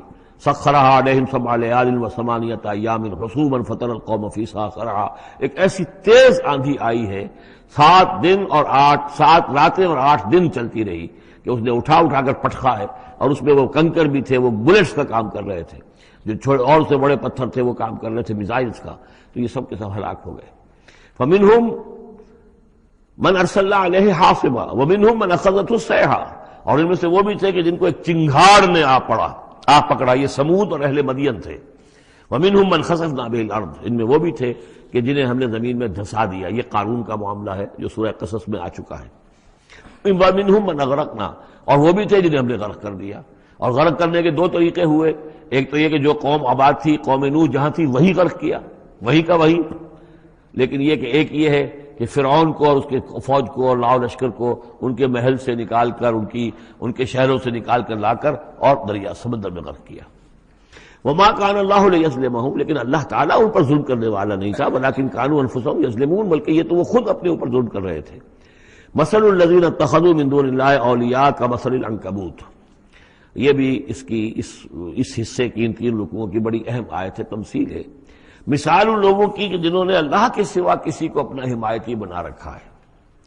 یہ حمایتی غیر مرئی بھی ہو سکتے ہیں، جیسے یہ ہماری دیوی ہے، یہ دیوتا ہے، یہ اس کی کرپا چاہیے، اس کی نظر کرم ہو، یہ ہمارے جو اولیاء اللہ ہیں ذرا ان کی طرف سے اگر کچھ ہمیں فیض پہنچ جائے۔ اور یہ بھی ہوتا ہے دنیا میں بھی، مادی اعتبار سے بھی، اور یہ جو بھی کاز اینڈ ایفیکٹ کا سلسلہ اس کے تحت بھی تو ہم آخر لوگوں کو اپنا دوست سمجھتے ہیں، یہ ہمارے حمایتی ہیں، یہ ہماری مدد کریں گے۔ لیکن واقعہ یہ ہے کہ سوائے ایک اللہ کی دوستی کے باقی ساری دوستیاں جو ہیں وہ مکڑی کے جالے جتنی بس مضبوط ہیں، اس سے زیادہ نہیں ہے۔ مثل الذین اتخذوا من دون اللہ اولیاء کمثل العنکبوت، جن لوگوں نے اللہ کو چھوڑ کر کسی اور کو اپنا پشت پناہ اور مددگار بنایا ہے، کسی اور پر توکل ہے، کسی اور پر سہارا ہے، امریکہ ہماری مدد کرے گا۔ وہ جو کچھ 71 میں ہوا وہ آپ کو معلوم ہے، وہ بیڑا اس کا جہاز بھی آ رہا تھا، لیکن یہ کہ کوئی مدد ہماری نہیں کی گئی، کوئی نہیں ہے، کوئی کسی کا سہارا بننے والا نہیں ہے۔ سہارا تو اگر کوئی ہے تو وہ اللہ ہے، لیکن اس کو تم نے چھوڑ دیا، اس کو سہارا نہیں بنایا۔ مثل الذین اتخذوا من دون اللہ اولیاء کمثل العنکبوت اتخذت بیتا، یہ مکڑی بھی تو ایک گھر بناتی ہے، جالا بناتی ہے۔ وَإِنَّ أَوْهَنَ الْبُيُوتِ لَبَيْتُ الْعَنكَبُوتِ، اور سب جانتے ہیں کہ تمام گھروں میں سب سے زیادہ کمزور گھر وہ اس مکڑی کا گھر ہے۔ لَوْ كَانُوا يَعْلَمُونَ، کاش کہ انہیں معلوم ہوتا۔ إِنَّ اللَّهَ يَعْلَمُ مَا يَدْعُونَ مِن دُونِهِ مِن شَيْءٍ، اللہ خوب جانتا ہے کہ جس کو یہ پکار رہے ہیں اللہ کے سوا کوئی شے ہے ہی نہیں۔ وَهُوَ الْعَزِيزُ الْحَكِيمُ، اور وہ زبردست ہے حکمت والا۔ وَتِلْكَ الْأَمْثَالُ نَضْرِبُهَا لِلنَّاسِ وَمَا يَعْقِلُهَا إِلَّا الْعَالِمُونَ، اور یہ مثالیں ہیں کہ جو ہم لوگوں کے لیے بیان کرتے ہیں لیکن نہیں سمجھتے ان سے مگر وہی لوگ کہ جو علم رکھنے والے ہیں۔ خلق اللہ السماوات والارض، اللہ تعالیٰ نے آسمان اور زمین تخلیق فرمائے، بالحق، حق کے ساتھ۔ ان فی ذلک آیۃ للمؤمنین، یقیناً اس میں نشانی ہے اہل ایمان کے لیے۔ اب یہ جو بقیہ 3 رکوع ہیں 21ویں پارے میں آ رہے ہیں، یہ جیسا کہ میں نے عرض کیا اس میں 2 لڑیاں ہیں بٹی ہوئی۔ ایک لڑی ہے خطاب اہل ایمان سے، یہاں ایک جگہ آپ کو مل جائے گا کہ براہ راست خطاب بھی ہے، یا عبادی الذین آمنوا، یا ایھا الذین آمنوا والا جو ہے کہ جو مدنی صورتوں میں جو خطاب کا صیغہ ہے وہ تو یہاں بھی نہیں آیا، لیکن براہ راست خطاب کیا ہے۔ لیکن یہ کہ اگر گنتی کریں گے تو کچھ 10 احکام اور دیے گئے ہیں ان لوگوں کو جو دین کے لیے کسی محنت کے اندر جد و جہد میں، اس کو غالب کرنے کی کسی کوشش میں، اس کی تحریک میں، اس کی دعوت میں لگے ہوئے ہوں، اور اس میں ان کے لیے مصائب ہوں، مشکلات ہوں، تکالیف ہوں، پریشانیاں ہوں، تو ان کے لیے کیا ہدایات ہے۔ سب سے پہلی ہدایت 100 ہدایتوں کی ایک ہدایت، اتل ما اوحی الیک من الکتاب، تلاوت کرتے رہا کرو اس شے کی جو وحی کی گئی ہے آپ کی جانب کتاب میں سے۔ یہی ہم پڑھ چکے ہیں سورہ کہف میں بھی، وَاتْلُ مَا أُوحِیَ إِلَيْکَ مِن کِتَابِ رَبِّکَ لَا مُبَدِّلَ لِکَلِمَاتِهِ وَلَن تَجِدَ مِن دُونِهِ مُلْتَحَدًا۔ وہی بات، سب سے بڑا سہارا بندہ مومن کا کیا ہے؟ اللہ پر جتنا یقین ہوگا، اللہ پر جتنا بھروسہ ہوگا، اللہ سے جتنا تعلق ہوگا اتنا ہی صبر کرے گا۔ وَاصْبِرْ وَمَا صَبْرُكَ إِلَّا بِاللَّهِ، اور اللہ کے ساتھ تعلق کا سب سے بڑے ذریعہ یہ قرآن مجید ہے۔ طرفوا بِأَيْدِيكُمْ وَطَرَفُوا بِيَدِ اللَّهِ، اس کا ایک سرا تمہارے ہاتھ میں ہے، ایک سرا اللہ کے ہاتھ میں ہے۔ القرآن حبل اللہ الممدود من السماء إلى الأرض، حضرت عبداللہ ابن مسعود کی روایت کردہ حدیث ہے، حضور نے فرمایا یہ اللہ کی رسی ہے، مضبوطی کے ساتھ تھام لو اس کو، یہ تنی ہوئی ہے زمین سے آسمان تک۔ تو واعتصموا بحبل اللہ جميعا، تو اس کے لیے یہ کہ قرآن پڑھا کرو۔ اتل ما اوحی الیک من الکتاب واقم الصلاۃ، اور قرآن کے بعد نمبر 2 نماز قائم کرنا۔ یہ نماز جو ہے اقم الصلاۃ لذکری، یہ سورہ طٰہٰ میں ہم پڑھ آئے ہیں، حضرت موسیٰ کو پہلی وحی ہو رہی ہے، پہلی گفتگو ہو رہی ہے کوہ طور پر، اقم الصلاۃ لذکری۔ ان الصلاۃ تنہا عن الفحشاء والمنکر، یقیناً یہ نماز روکتی ہے بے حیائی کے کاموں سے بھی اور برے کاموں سے بھی۔ ولا ذکر اللہ اکبر، اور جان لو اللہ کا ذکر سب سے بڑی شے ہے۔ یہاں ذکر کو علیحدہ نہ سمجھیں، یہی ذکر ہے۔ قرآن جو ہے الذکر ہے، ہم نے سورہ ہجر میں دیکھا الذکر انا نحن نزلنا الذکر وانا لہ لحافظون، تو ذکر میں سب سے پہلے قرآن ہے۔ نمبر 2 اقم الصلاۃ لذکری، نماز قائم کرو میری یاد کے لیے۔ قرآن تو ہے ہی مجسم ذکر، نماز ذکر کے لیے ہے۔ اور تیسری چیز کیا ہے؟ ادعیہ معصورہ ہیں محمد رسول اللہ صلی اللہ علیہ وسلم کی، زندگی کا ہر کام کرتے ہوئے دعا ہے۔ آپ بیت الخلاء میں داخل ہو رہے ہیں تو دعا ہے، نکل رہے ہیں تو دعا ہے، گھر سے باہر جا رہے ہیں دعا ہے، گھر میں داخل ہو رہے ہیں دعا ہے، شیشہ دیکھا ہے تو دعا ہے، کپڑے بدلے ہیں دعا ہے، ہر کام کیجئے، لیکن یہ کہ آپ کا اس وقت اللہ کے ساتھ ذہنی رشتہ قائم رہتا ہے۔ چوتھے نمبر پر جو بھی اور حضور نے فرمائے ہیں، یہ 33 مرتبہ سبحان اللہ اور 33 مرتبہ الحمدللہ اور اللہ اکبر، یہ بھی ذکر ہے۔ تو یہ تمام شکلیں ذکر کی ہیں، صرف کسی ایک شے کو ذکر نہ سمجھے ہمارے ہاں یہ بن گیا بس اللہ اللہ کر رہے ہیں تو ذکر ہے، نہیں، ذکر میں سب سے پہلے قرآن کی تلاوت ہے۔ اتل ما اوحی الیک من الکتاب واقم الصلاۃ ان الصلاۃ تنہی عن الفحشاء والمنکر ولذکر اللہ اکبر واللہ یعلم ما تصنعون۔ ایک تو یہ ہدایت ہو گئی، اللہ خوب جانتا ہے جو تم کر رہے ہو۔ دوسری ہدایت ولا تجادلوا اہل الکتاب الا باللتی ہی احسن، جنہیں پہلے تم سے کتاب دی گئی تھی ان سے جھگڑا مت کرو مگر بہترین طریقے پر، ان سے بات کرو تو بڑے ہی اسلوب سے کرو، خوبصورتی سے کرو، بات کو سمجھانے کے لیے کرو، ان کی توہین نہ ہو، ان کے جذبات کو آپ بھڑکنے نہ دیں، ان میں حمیت جاہلی جو ہے اپنی امکانیت تک تو کوشش کریں کہ وہ بھڑکے نہ، باقی پھر وہ جو کرتے ہیں اللہ کے ہاں وہ ذمہ دار ہوں گے، لیکن ان سے گفتگو کرو تو بڑے عمدگی کے ساتھ کرو۔ الا الذین ظلموا منہم، سوائے ان کے جو ان میں سے نا انصافی پر تل گئے ہوں۔ اب یہ استثناء جو 2 معنی میں ہے، ایک تو یہ ہے کہ اس کا مطلب یہ کہ ان سے مجادلہ کرو ہی نہ، اور دوسرے یہ کہ اگر ان کے ساتھ کسی وقت کوئی سختی بھی کرنی پڑے، کوئی سخت جملہ بھی کہنا پڑے تو اجازت ہوگی، جہاں معلوم ہو جائے کہ یہ ہٹ درمی کے اوپر جو ہے آ گیا ہے تو وہاں اس دونوں کا امکان پیدا ہو جائے گا۔ وَقُولُوا، لیکن تمہیں ان سے کہنا کیا ہے یہ بھی سمجھ لو، تاکہ اب اس کو جو سمجھیے کہ یہ ہمیں مسلمانوں میں جب کام کرنا ہے، مسلمان سو گئے ہیں، بھول گئے اپنے سبق کو، انہیں یاد دلانا ہے تو اسی انداز میں انہیں یاد دلانا ہے۔ قولوا آمنا بالذی انزل الینا وانزل الیکم، ان سے کہو بھائی ہم تو ایمان رکھتے ہیں اس پر بھی جو ہماری طرف نازل کیا گیا اور اس پر بھی جو آپ کی طرف نازل کیا گیا۔ وَإِلَٰهُنَا وَإِلَٰهُكُمْ وَاحِدٌ، اور یہ تو نہیں ہے کہ ہمارا خدا کوئی اور ہے تمہارا خدا کوئی اور ہے، ہمارا الہ اور تمہارا الہ ایک ہی تو ہے۔ وَنَحْنُ لَهُ مُسْلِمُونَ، اور ہم تو اسی کے سامنے فرما بردارانہ اپنا سر جھکا چکے ہیں۔ وَكَذَلِكَ أَنزَلْنَا إِلَيْكَ الْكِتَابَ، اے نبی اسی طرح ہم نے آپ کی جانب کتاب نازل کی ہے۔ فَالَّذِينَ آتَيْنَاهُمُ الْكِتَابَ يُؤْمِنُونَ بِهِ، تو وہ لوگ جنہیں ہم نے کتاب دی ہے، یہود اور نصارہ، ان میں بھی وہ لوگ ہیں جو اس پر ایمان لائیں گے یا جو ایمان لا رہے ہیں، جیسا کہ ہم پڑھ چکے ہیں کہ وہ آئے تھے کچھ لوگ جو حبشہ سے ایک وفد کی شکل میں، اور مکے والوں نے انہیں ستایا بھی، استہزاء بھی کیا، لیکن وہ لوگ وہ تھے جو پہلے حضرت عیسیٰ پر ایمان رکھتے تھے، عیسائی تھے، اور اب محمد پر بھی ایمان رکھتے ہیں، تو اللہ تعالیٰ نے ان کو 2 اجر دیا، مرتين۔ وَمِنْ هَؤُلَاءِ مَن يُؤْمِنُ بِهِ، اور ان میں سے یعنی مشرکین مکہ میں سے بھی بہت سے لوگ ہیں جو ایمان لائے ہیں اور ابھی لا رہے ہیں یا لائیں گے۔ وَمَا يَجْحَدُ بِآيَاتِنَا إِلَّا الْكَافِرُونَ، اور ہماری آیات کا انکار تو نہیں کرتے سوائے وہی کہ جو ناشکرے ہیں اور جو کفر کر اڑ گئے ہوں۔ اب ایک اور دیکھیے دلیل، اب یہ حصہ جو ہے یہ دوسری ڈوری آ گئی کہ جس میں روئے سخن جو ہے مشرکین کے ساتھ رد و قضا والی بات ہے۔ وَمَا كُنْتَ تَتْلُو مِن قَبْلِهِ مِن كِتَابٍ، ارے نبی آپ تو اس سے پہلے، اس قرآن کے آپ پر نازل ہونے سے پہلے آپ کوئی کتاب پڑھتے ہی نہیں تھے، آپ دنیاوی اعتبار سے پڑھے ہوئے آدمی ہیں ہی نہیں، آپ نے تعلیم حاصل کی نہیں، لکھنا پڑھنا سیکھا نہیں۔ وَلَا تَخُطُّهُ بِيَمِينِكَ، نہ ہی آپ اپنے داہنے ہاتھ سے کچھ لکھتے تھے، کوئی کتاب لکھتے تھے، نہ پڑھتے تھے نہ لکھتے تھے۔ اِذًا لَارْتَابَ الْمُبْطِلُونَ، تو اس شکل میں تو ان کو جو اس کو باطل قرار دے رہے ہیں یہ لوگ جو جھوٹے کہہ رہے ہیں محمد کو، اس شکل میں تو پھر ان کے پاس کوئی کا کوئی شک کرنے کی گنجائش ہو جاتی کہ یہ بڑا لکھنے پڑھنے والے آدمی تھے، مشق کرتے کرتے بہت اچھی چیزیں بھی لکھنے لگے ہیں، اب ان کی زبان جو ہے منج گئی ہے، قلم جو ہے وہ منج گیا ہے، لہذا آپ قرآن جیسی شے بھی تصنیف کر لی انہوں نے۔ اگر پہلے سے یہ عمل ہوتا، لیکن تم تو جانتے ہو کہ ہمارے اس نبی محمد نے صلی اللہ علیہ وسلم انہوں نے تو کبھی لکھنا پڑھنا سیکھا ہی نہیں۔ وما كنت تتلو من قبله من کتاب، اے نبی آپ تو نہیں پڑھا کرتے تھے اس کتاب سے پہلے کوئی کتاب، ولا تخطه بيمينك، اور نہ آپ اسے اپنے داہنے ہاتھ سے لکھتے تھے، اذا لارتاب المبطلون، تب تو ان لوگوں کو شک کرنے کی گنجائش پیدا ہو جاتی۔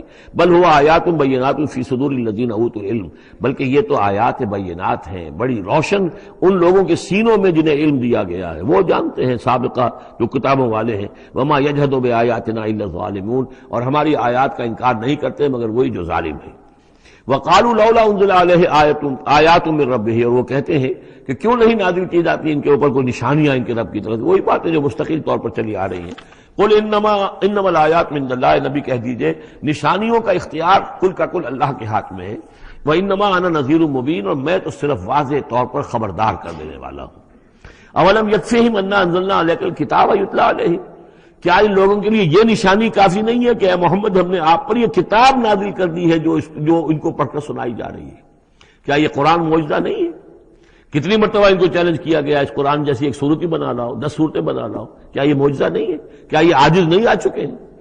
اولم یکفیہم، تو کیا یہ نشانی ان کے لیے کافی نہیں؟ اگر تو حق کا طالب ہو، ہدایت کا طالب ہو، تو یہ نشانی بھی کافی ہے۔ اولم یکفیہم انا انزلنا علیک الکتاب یتلی علیہم ان فی ذلک لرحمۃ وذکری لقوم یؤمنون، یقیناً اس میں رحمت ہے اور یاد دہانی ہے، تذکیر ہے ان لوگوں کے لیے کہ جو مانتے ہیں۔ قل کفی باللہ بینی و بین شہیدا بینکم شہیدا، کہہ دیجئے میرے اور تمہارے درمیان اللہ کافی ہے بطور گواہ، وہ جانتا ہے کہ اس نے مجھے رسول بنایا ہے، وہ جانتا ہے کہ قرآن اس نے مجھ پر نازل کیا ہے۔ یعلم ما فی السماوات والارض، وہ جانتا ہے جو کچھ کہ آسمانوں میں ہے اور زمین میں ہے۔ والذین آمنوا بالباطل، اور وہ لوگ جو باطل پر ایمان رکھتے ہیں، وکفروا باللہ، اور اللہ کا کفر کرتے ہیں، اولئک هم الخاسرون، یقیناً وہی لوگ ہوں گے جو خسارے پانے والے ہیں۔ ویستعجلونک بالعذاب، یہ جلدی مچا رہے ہیں کہ لے آؤ عذاب۔ ولولا اجل مسمى، اور اگر پہلے سے ایک وقت معین طے نہ ہو چکا ہوتا، لجاءهم العذاب، تو پھر ان پر عذاب آ چکا ہوتا۔ ولا یاتینہم بغتۃ، اور وہ ان پر آئے گا تو اچانک آئے گا، وہم لا یشعرون، اور انہیں پتہ بھی نہیں ہوگا۔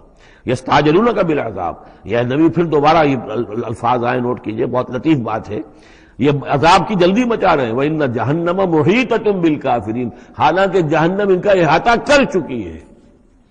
یہ ایسے ہی ہے کہ جیسے کسی شہر کے باہر دشمن آ چکا ہو اور اس نے محاصرہ کر لیا ہو، شہر والوں کو پتہ ہی نہ ہو۔ تو اس طریقے سے وہ چونکہ غیر مرئی ہے جہنم، نظر نہیں آ رہی، ورنہ حقیقت میں تو جہنم ان کا احاطہ کر چکی ہے۔ یوم یغشاہم العذاب، جس دن کے عذاب ان کو آ کر ڈھانپ لے گا، ان پر چھا جائے گا، من فوقہم ومن تحت ارجلہم، ان کے اوپر سے بھی اور ان کے نیچے سے بھی، ان کے قدموں کے نیچے سے بھی۔ ویقول ذوقوا ما کنتم تعملون، اور پھر کہا جائے گا چکھو اپنے کرتوتوں کا مزہ۔ اب یہاں وہ تیسری ہدایت آ رہی، دو پہلے میں نے گنوائی تھی، اتل ما اوحی الیک من کتاب ربک من الکتاب واقم الصلاۃ ان الصلاۃ تنہی عن الفحشاء والمنکر ولذکر اللہ اکبر۔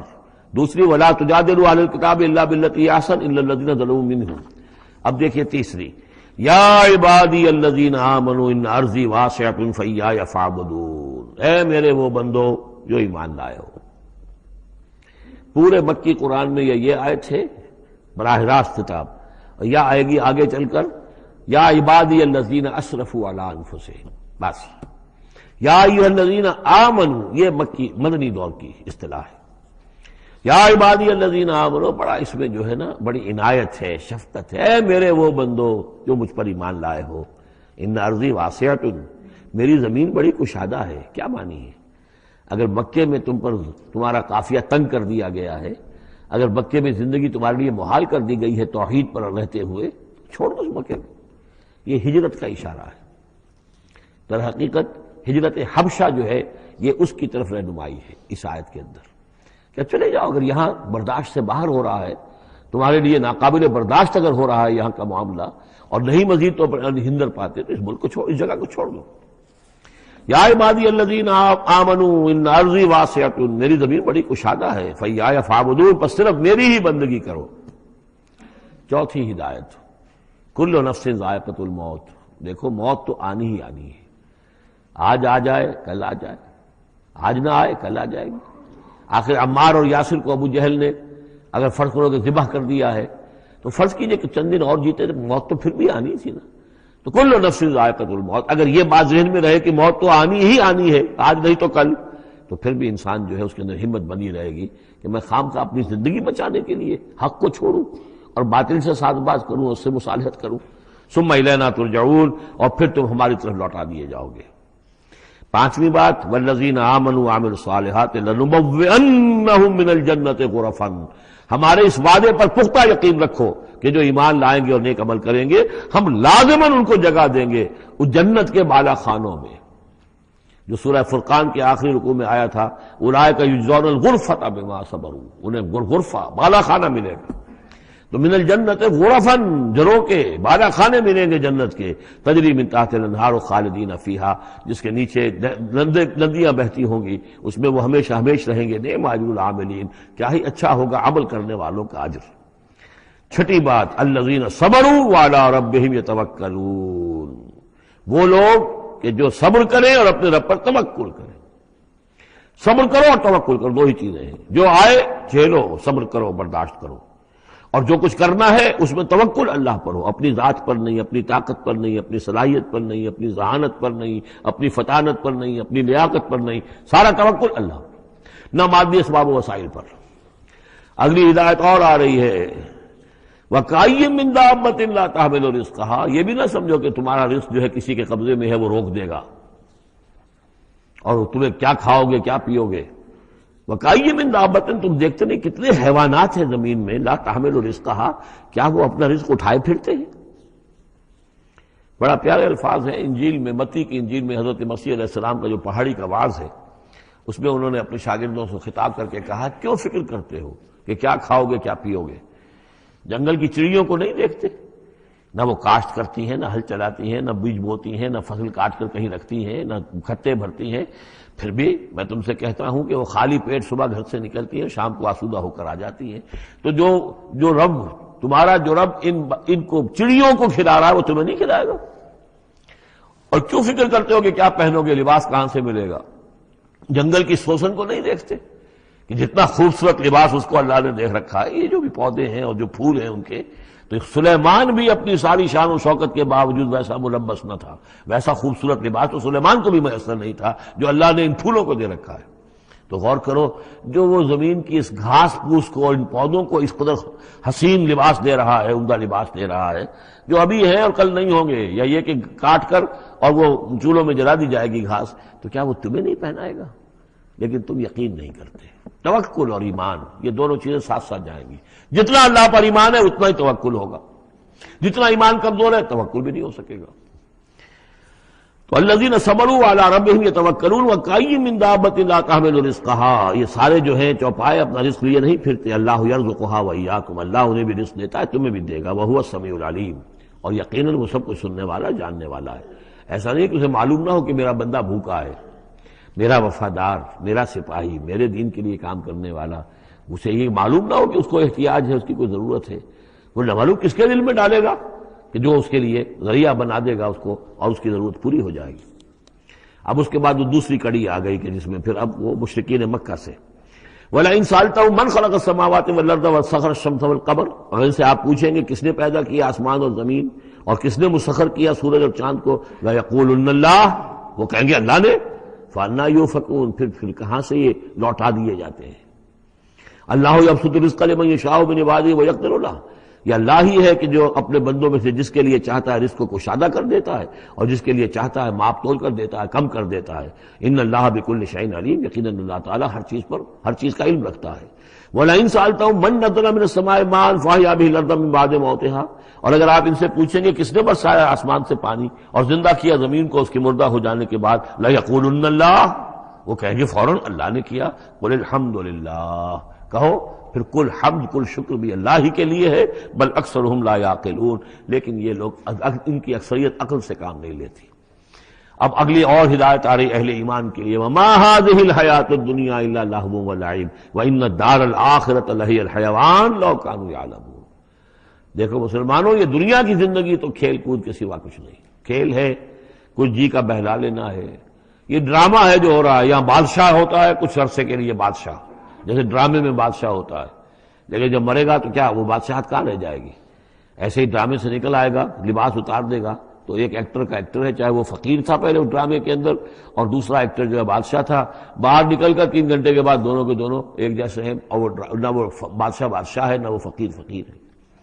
یہ ہے عارضی سا ہے، لیکن یہ کہ ان دار الآخرۃ لہی الحیوان، یقیناً آخرت کا گھر وہ ہے اصل زندگی، زندگی وہ ہے۔